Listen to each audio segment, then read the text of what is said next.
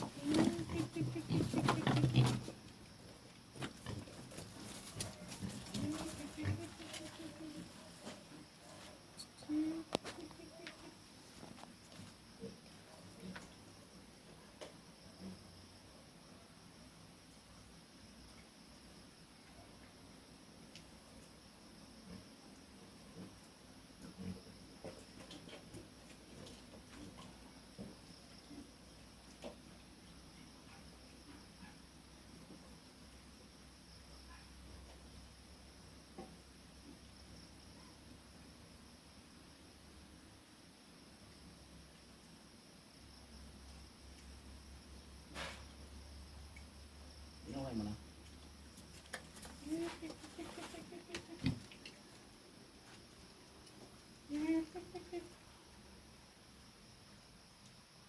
Damit.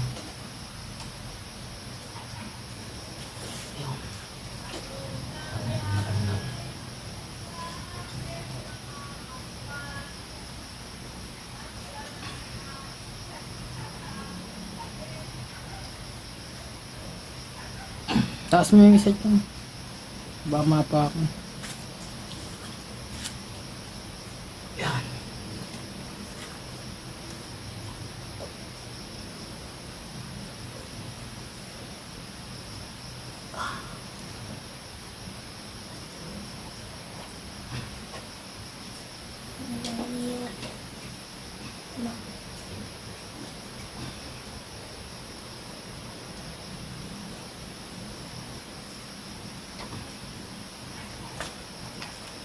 Patingin niya.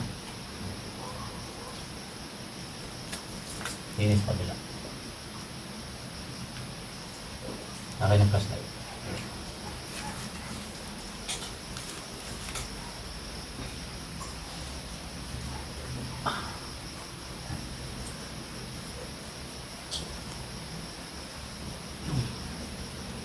Bakit pumayag siyang matalian?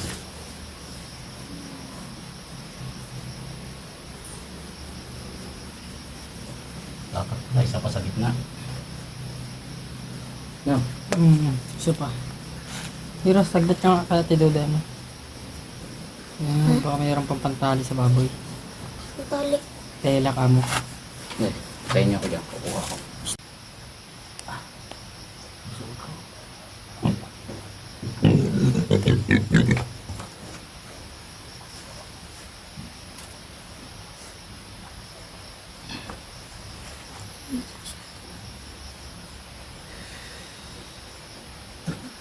Isang kura lang.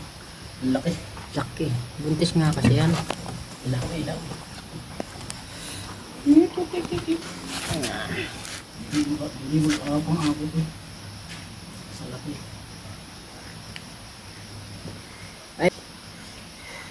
Chong. Ayun yung binabaan ng...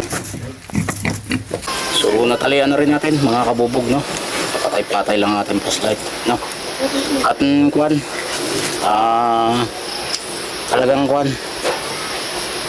putol yung kanyang buto sa gulugod, no? Inaalpasan kasi natin tuwing hapon ito para manginain ng damo, ano? Binaybay natin ang kuwan, ang dugo papunta doon sa isang puno ng mangga.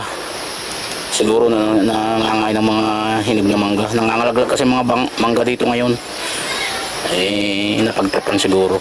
So, abangan natin kung makaka-recover pa.